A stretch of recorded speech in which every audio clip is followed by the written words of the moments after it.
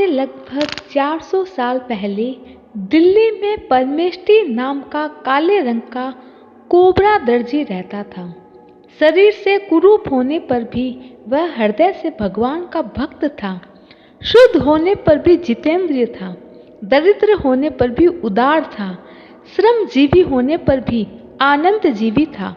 उसकी स्त्री का नाम था विमला, सत्यपरायण तथा पति की इच्छा के अनुसार चलने वाली थी। उसके 2 पुत्र 2 कन्याएं थी। संतान में भी माता पिता के गुण थे। वह विनम्र और आज्ञाकारी थे।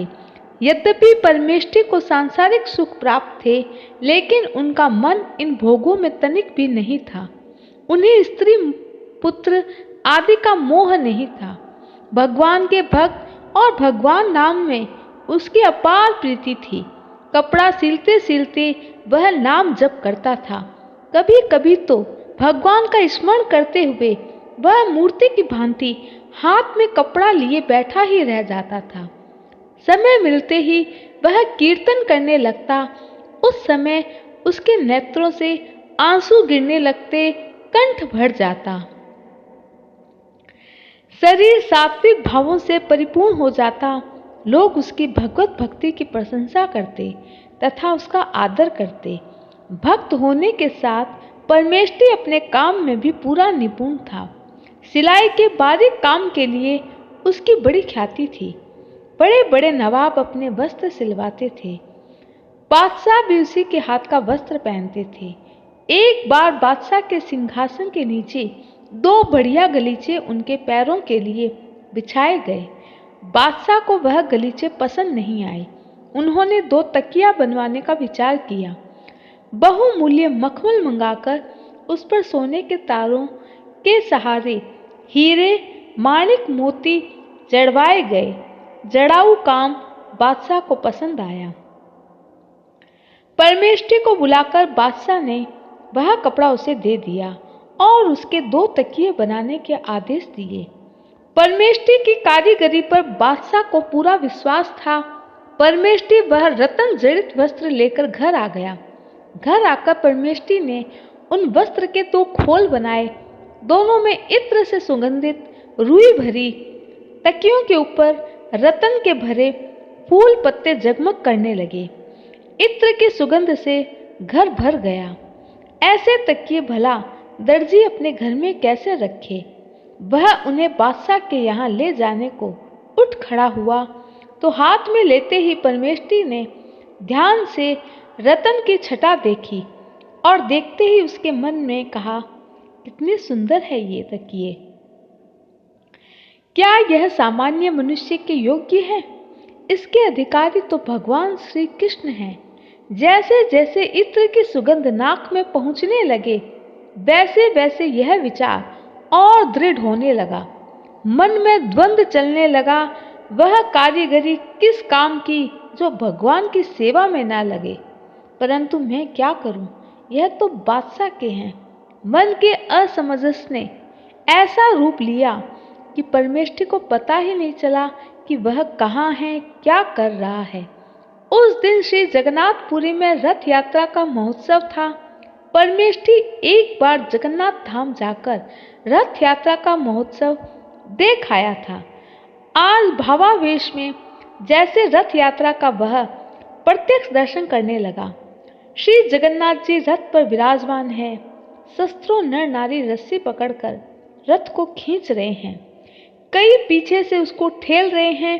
कीर्तन हो रहा है, वेद पाठ हो रहा है। सेवक गण एक के बाद एक वस्त्र बिछाते जा रहे हैं। श्री जगन्नाथ जी एक वस्त्र से दूसरे वस्त्र पधारते हैं। सहसा रथ के कठिन आघात से जगन्नाथ जी के नीचे बिछाया हुआ वस्त्र फट गया। सेवक मंदिर से दूसरा वस्त्र लेने दौड़े, लेकिन परमेष्ठी से यह दृश्य देखा नहीं गया। उन्होंने शीघ्रता से 2 तकिया में से एक जगन्नाथ जी को अर्पण कर दिया। प्रभु ने उसे स्वीकार कर लिया। परमेष्ठी के आनंद का पार नहीं रहा। वह आनंद के मारे दोनों हाथ उठाकर नाचने लगा। भीड़ थी, बड़ी धक्का मुक्की थी। परमेष्ठी भीड़ में पीछे रह गया। अब आगे बढ़वाना संभव नहीं था। श्री हरि का दर्शन नहीं हो रहा था, लेकिन परमेष्ठी को ब्रह्म ज्ञान हो गया था। घर आकर देखा तो पाया एक तकिया गायब है। उसे बड़ा आनंद हुआ। अंतर्यामी प्रभु ने उसके हृदय की बात जानकर एक तकिया स्वीकार कर लिया। परमेष्ठी को किसी बात का कोई भय नहीं था। बादशाह ज्यादा से ज्यादा क्या करेगा, प्राण ही तो लेगा। दया में प्रभु ने उस पर इतनी कृपा की, वह तो आनंद के मारे नाचने लगा। बादशाह के सिपाही उसे बुलाने आए। एक तकिया लेकर परमेष्ठी बादशाह के पास पहुंचा। बादशाह तकिया की कार्यकुशलता देखकर संतुष्ट हुआ। बादशाह ने दूसरे तकिए के बारे में पूछा। तब परमेष्ठी बोला, वह तो नीलाचल नाथ श्री जगन्नाथ स्वामी ने स्वीकार कर लिया है। पहले तो बादशाह ने उसे परिहास समझा, लेकिन जब दोबारा पूछा तो दर्जी ने यही बात अनेक बार दोहराई। तब बादशाह को क्रोध आ गया। उन्होंने परमेष्ठी को कारागार में डालने का आदेश दे दिया। भक्त परमेष्ठी कैद खाने में बंद कर दिए गए। हथकड़ी बेड़ी से जकड़ा हुआ परमेष्ठी अंधेरी कोठरी में पड़े पड़े प्रभु का स्मरण कर रहे थे। वहां अंधेरे में कब दिन और कब रात आई, उन्हें पता ही नहीं चला। सहसा अचानक हथकड़ी टूट गई। कोठरी का द्वार खुल गया। परमेष्ठी के सामने एक अपूर्व ज्योति प्रकट हुई और दूसरे क्षण ही कोठरी का द्वार खुल गया। परमेष्ठी प्रभु के चरणों में लौटने लगे। तब प्रभु बोले, मेरे भक्त से अधिक बलवान संसार में कोई और नहीं। जब तक मेरे पास में मेरा यह चक्र है, किसी का क्या साहस जो मेरे भक्तों को कष्ट दे। आ बेटा, मेरे पास आ। परमेष्ठी तो कृतार्थ हो गए। प्रभु ने अपने चरणों से परमेष्ठी को उठाया, परमेष्ठी को गले लगाया और बोले, जा तू चिंता मुक्त हो जा। ऐसा कहते हुए अंतर ध्यान हो गए। उधर बादशाह ने स्वप्न में एक बड़ा भयंकर पुरुष देखा। तू मेरे भक्त को कष्ट देगा, तू मेरे परमेष्ठी को कैद करेगा, तेरी ये मजाल। मारे डर के बादशाह अर्धरात्रि में ही जाग उठा। भय से बादशाह कांप रहा था। सवेरा होते ही बादशाह ने मंत्री से स्वप्न वाली बात कही। बादशाह कैद खाने गया, जहां परमेष्ठी की बेड़ियां टूटी हुई थी। शरीर से दिव्य तेज निकल रहा था। वे ध्यान में मग्न थे। बादशाह ने हाथ जोड़कर क्षमा मांगी। नाना प्रकार के वस्त्र आभूषण से सुसज्जित करके हाथी पर बिठाकर गाजे बाजे के साथ शहर ले गया। चारों ओर भक्त परमेष्ठी की जय जयकार होने लगी।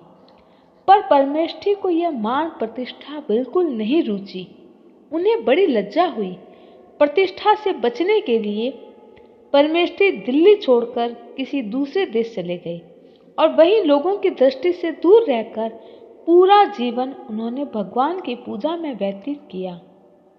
दोस्तों, भक्त की यह कथा कैसी लगी, कमेंट करके जरूर बताएं। नए हैं तो सब्सक्राइब करें। जय श्री कृष्ण।